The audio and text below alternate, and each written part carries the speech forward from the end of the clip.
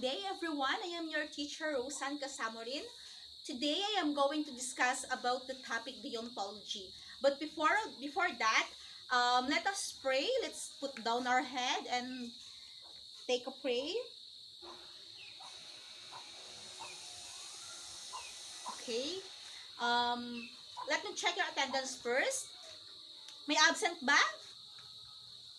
Very good. Present ang lahat. And then let's proceed to the topic, which is deontology. When I say deontology, what put in your mind? Do you have any idea about deontology? In your own words, what is deontology? Wala? Okay, deontology is an ethical theory that uses rules to distinguish right from wrong. It places particular emphasis on the relationship between duty and morality of human action. It is only about the following the rules and does not require weighing the cost and benefits of the situation. Kumbaga, nagpa-follow lang siya sa rules without those consequences kung ano mangyayari after the imposes that said rules. The historical origins of deontological ethics. This particular moral theory at the time when the word of the chief or the king or God or any recognized authority for the matter was given unconditionally and without invitations to appeal on the basis of consequences. This kind of theory is something called deontological. From the Greek root word dien or dion, meaning to obligated or simply duty. When the early beginning of human civilization at that time, ang nag-i-impose ng law is the chief, the king, and the God. Like for example, the Ten Commandments. When they imposed the Ten Commandments, the duty of the people is to follow the Ten Commandments without appealing. Kasi inimpose nila yon. Our duty or the duty of the people is to follow without appealing or questioning that said law. Here the commands or edicts of the ones in authority and power are something that are taken and obeyed without any further questions or objection. Once the commands and orders are given and handed out from above, everyone below is expected to follow unconditionally. Obedience is something absolute or categorical.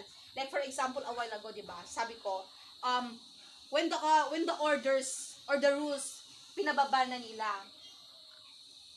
all of us, our duty or obligado tayo or we are obliged to follow those rules. Kant's major contributions to deontological theory. If one tries to scan the entire history of ethical philosophy, perhaps one cannot find a more avid defender or deontological theory in modern times than the great German philosopher Immanuel Kant, 1724 to 1804. A philosopher whose remarkable contributions to the history of philosophical thought put him on the same level with the greatest of the greats among the world's foremost thinkers.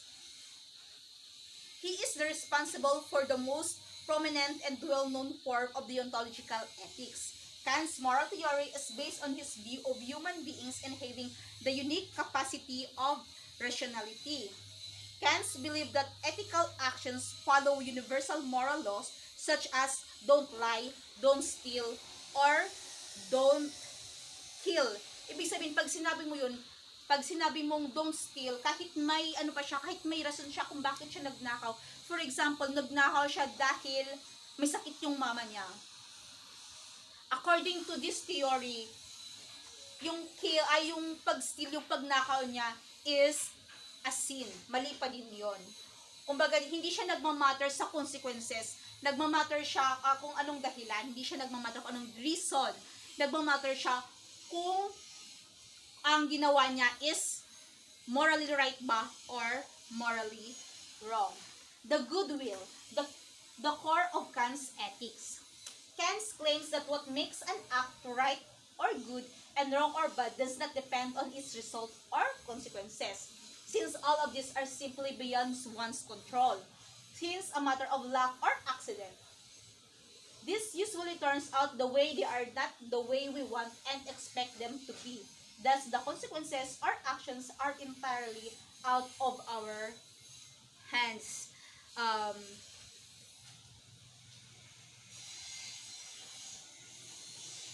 like for example, when we see killing or murdering as the wrongest human dead because we are taught since our childhood that the killing anybody, including animals, is a wrong act.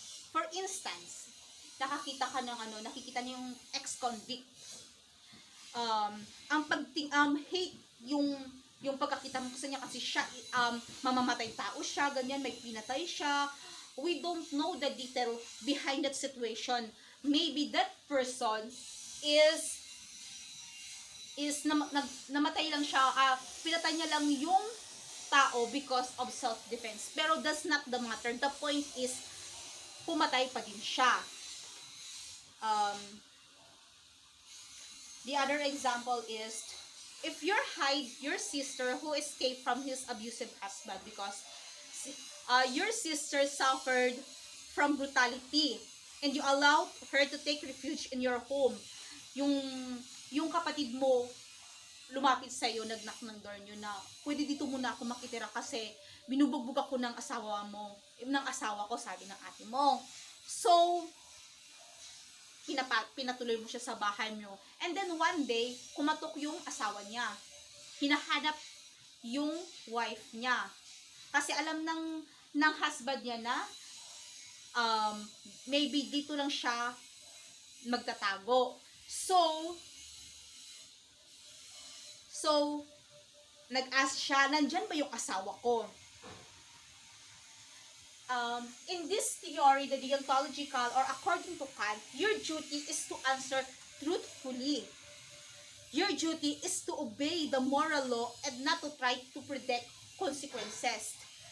Even though na alam mo na yung consequences niyan, pag sinabi mo sa kanya na nandito yung kapatid ko, alam mo sa sarili mo na papauwiin niya at ganun bububugin pa din.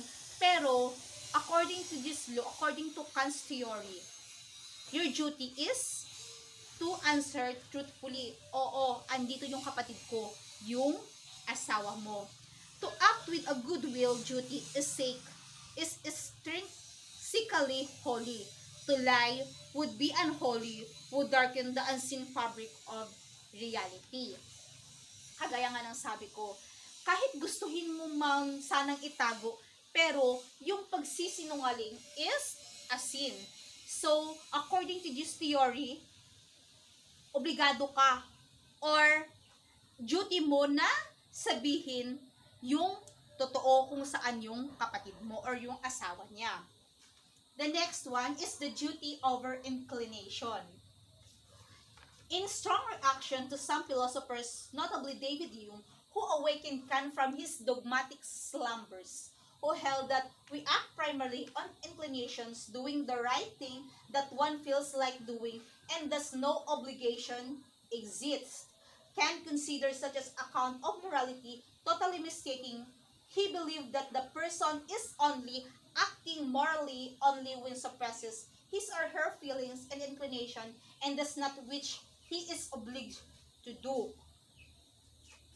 A man acting from a sense of duty against inclination would also from a sense of duty wish that he could act from and not against inclinations, that it feels a duty to get rid his opposing inclinations, but surely he cannot feel a duty to act from duty.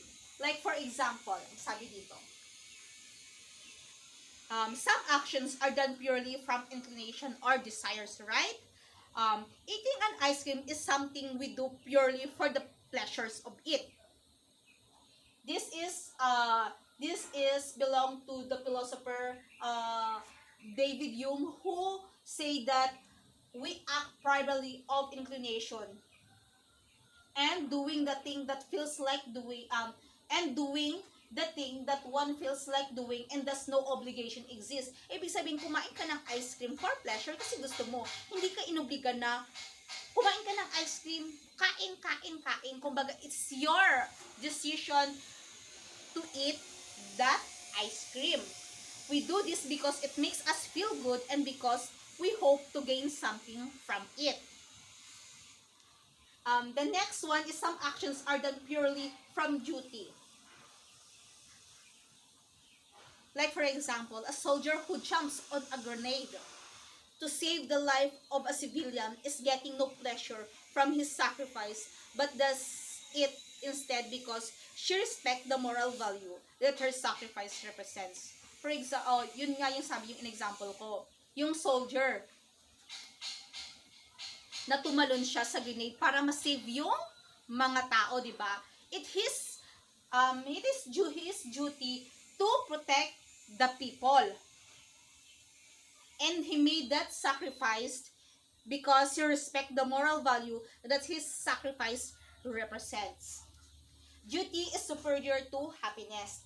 If being a good person, according to Kant, require us to do what is right out from a sense of duty or moral obligations, our duties cannot consist simply in the following rules that promote pleasures and avoidance of pain and the utilitarian claims, since that would make right actions depend upon consequences on how will they satisfy desires.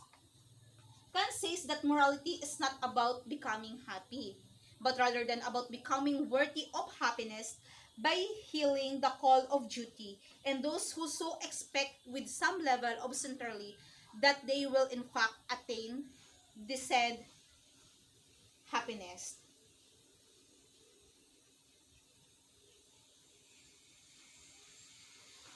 For Kant, as we said, the rightness or wrongness of an act is not determined by its outcomes or the results, but by its instincts properly.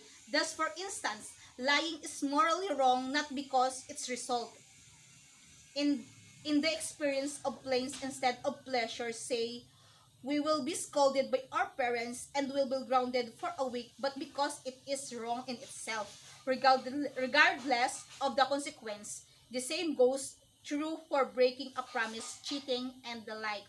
For example, um, magsisinungaling ka because magsisinungaling ka sa parents mo na may pupuntahan kayo, for example. Sabi mo lang may curricular activities ka, pero you are obliged as a friend. Halimbawa, sinabi mo sa friend mo na, friend, sabihin mo kay mama na may outreach tayo, for example, may outreach tayo, pero si friend talaga hindi nag-outreach, hindi siya nagpumunta sa outreach program, which is nag-birthday party siya or nag-party siya kung saan. In this in this theory, we should, as the friend, she should tell the truth to the parents of her friend, even though that meron yung mga consequences just kasi hindi na siya nagmamatter sa kung sa anong mangyayari na magagalit yung friend niya kasi sinabi niya yung totoo. Magagalit siya kasi sinabi niya yung totoo. This is being it is a being kumbaga ginagampanan niya lang yung duty niya to tell the truth. The next one is the categorical imperative, the universality principle according to Kant. Anytime we do a certain act voluntarily, we operate under some kind of maxim. Rule of the record. A maxim is one which is the guiding reasons of principle for acting a particular situations as free and rational beings. We act on basis of self-generated rules or law or conduct, and this primarily make us unique and beings. It means we are acting in the situations that it is according to the rules or the rule or the conduct. The notions or the categorical imperative many believe is where Kant makes his greatest and lasting contributions to ethical thought. Here, he introduced the concept of universalization, which holds that we must universalize our moral judgments. It states that we must apply the judgments we make to everyone without exception. The categorical imperative tells us that it is morally wrong to act on a maxim that we could not well to be universal. What has to be universalized is not the act, but the maxim of act. The main point here is very motive to action. Act according to the maxim that you would wish all over the rational people to follow as if were a universal law. For Kant, the good involves the principle of universality. Never treat a person as a means to an end. Persons are always ends in themselves. We must never use or exploit anyone for whatever purpose. That's all. Thank you.